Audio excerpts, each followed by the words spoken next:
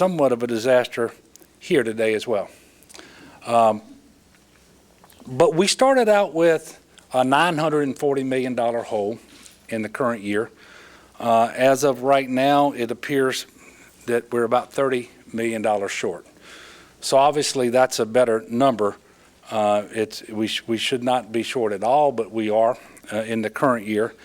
On the other side, with respect to next fiscal year, we started off a little over $2 billion short, and right now we're $800 million short.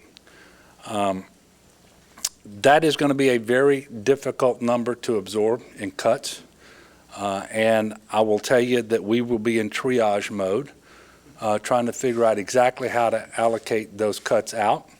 I cannot give you that breakdown now, and in fact, because of the way the House and the Senate conducted their business over the last hour or so, I'm not sure anybody knows exactly what's left in the bills and what may have died on the calendar, but we are pretty confident that we're $800 million short. Now look, there were some members of the House and the Senate who did really great work. They took courageous votes.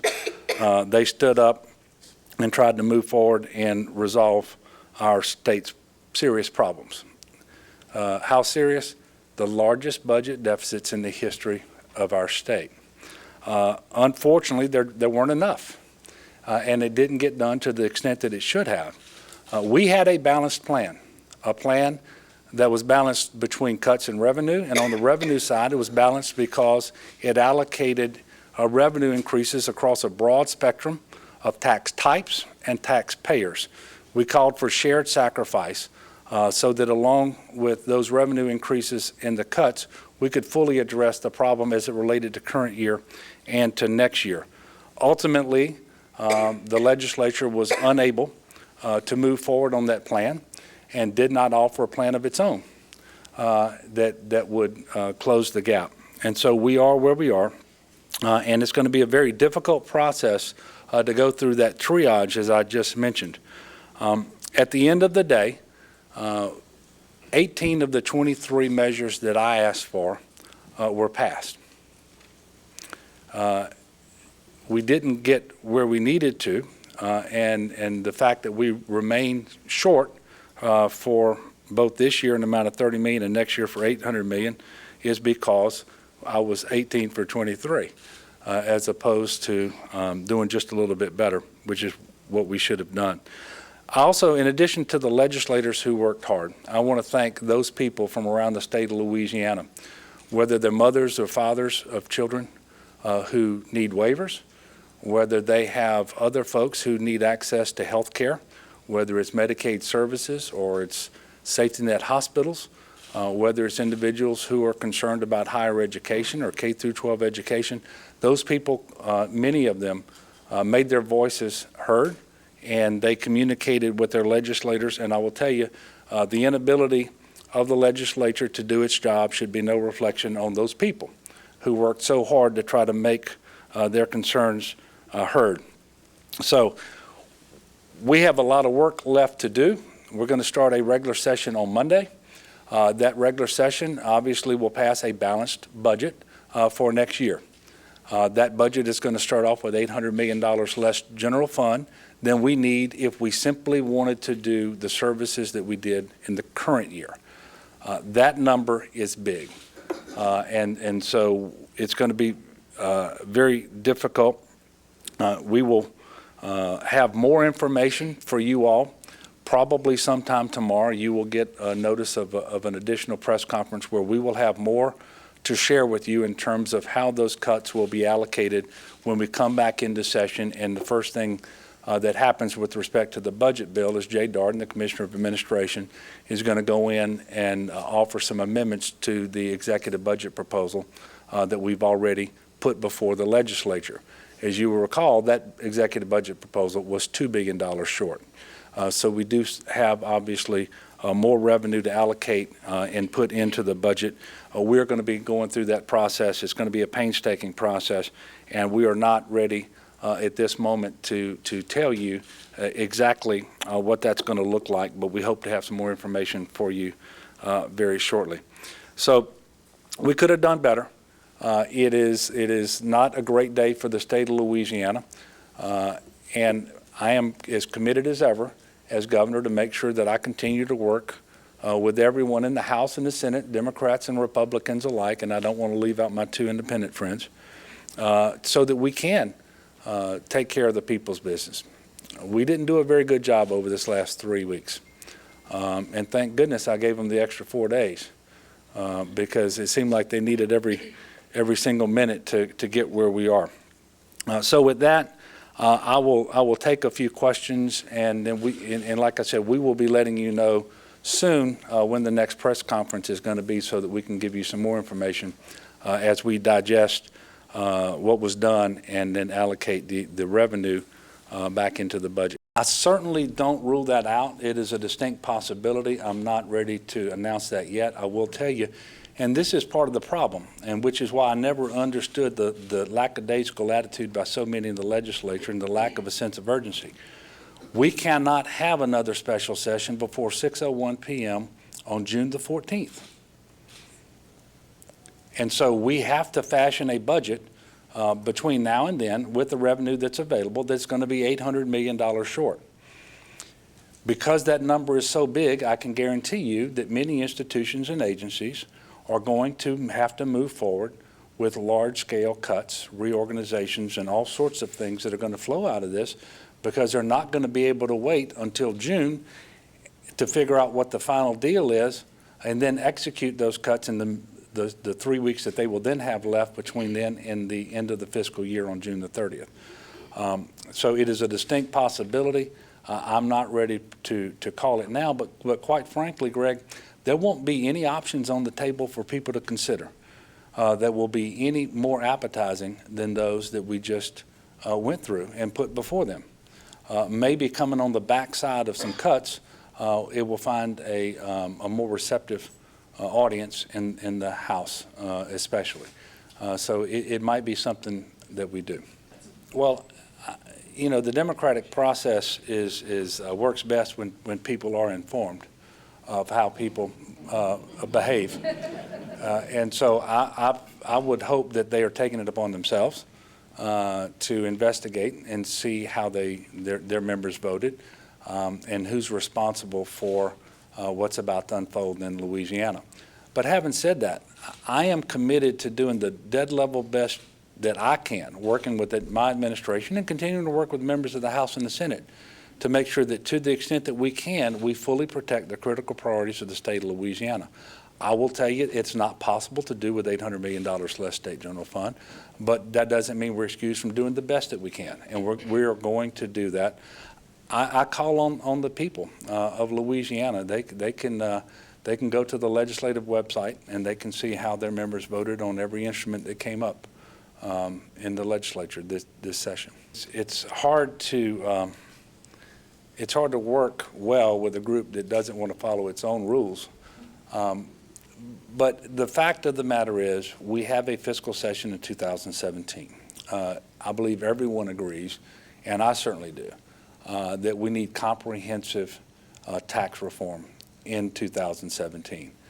That's why I was happy to support House Concurrent Resolution 11. That's why I met with members of the House and the Senate, Republicans and Democrats, to agree to every item that was in that HCR so that we can get started sooner than later. And it actually sets up a group that's supposed to start meeting in September. I've told the leaders in the House and the Senate that if we're coming back next week, we can start next week.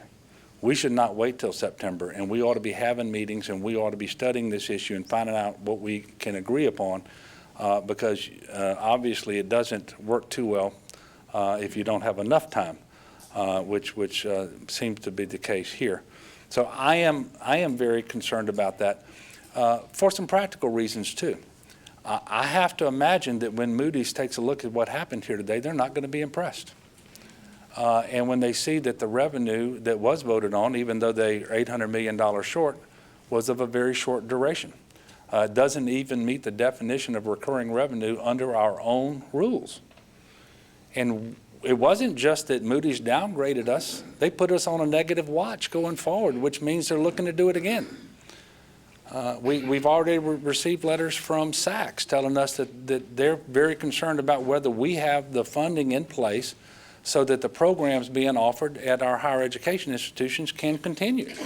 And this is the sort of work that we get out of the legislature. Again, just examples of too much complacency, too much of a lackadaisical attitude. And quite frankly, I'll go back to where I was last week. We have too many members who refuse to lead, to follow, or get out of the way. I'm not prepared to say that today because we're going to come out and let people know how we think that these $800 million in cuts in state general fund should be allocated. We're going to do that in the next couple of days. I just want to reassure the people in Louisiana that I'm going to do the very best that I can, working with my administration and with the folks in the House and the Senate to make sure that we are as responsible and as prudent as we can be with these limited resources so that we protect to the maximum extent we possibly can critical priorities. But that is not going to be possible with $800 million less.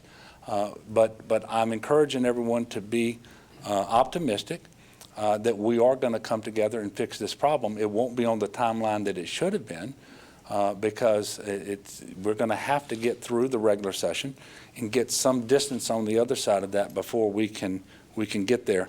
I made a misstatement a while ago with respect to HCR 11. The study group does start right away, and we're supposed to have our report by September. But that study group doesn't have any members of the legislature participating in it. And what I'm calling on the members of the legislature to do is to go ahead and start working as well, so that they are prepared to move forward just as fast as possible. Clancy? Well, as you know, we have not yet achieved structural reform. And so without structural reform, those cuts will almost surely be concentrated to a disproportionate degree upon higher education and health care. But cuts of this magnitude, the shortfall of this magnitude, are really going to impact just about every agency in state government. I am especially concerned, I will tell you tonight, about a number of agencies, but the Department of Corrections among them. It runs on 100% state general fund dollars, and our ability to do what we should do there I think is going to be severely compromised. I know DCFS and I'm naming agencies, but the truth is I'm very concerned about all of them based upon where we are. I need the people to, if they're concerned about the failure of the legislature to compromise and find a way forward to comprehensively deal with this problem, they need to make that known to their legislators first of all. But I'm always going to be optimistic about the future of Louisiana. This was not our best day. I mean, I cannot stress that enough.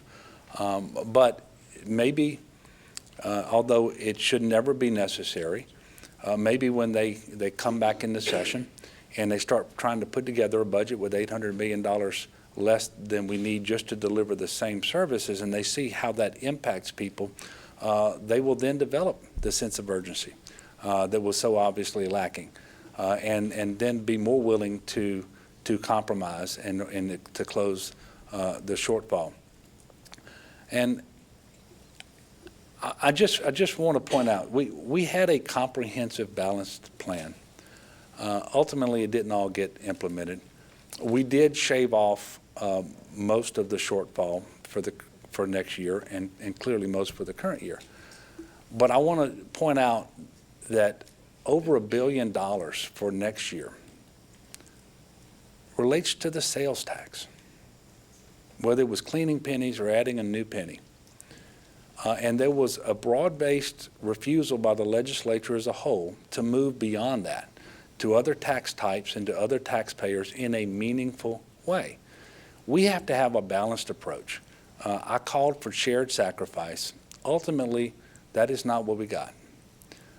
I called for us to come together, not as Republicans and Democrats, but Louisianans. Ultimately, we came up short on that measure as well. So I know that we can do better. I will continue to work to make sure that we do what we can to foster the environment so that this does not become Washington, D.C. you know, it's quite possible that you just witnessed something that is evidence that we have taken a step in that direction. I will fight against it with every fiber of my being. We don't have long. We'll be back here Monday in a regular session, and hopefully we can serve the people better than we did in this special session. Thank you.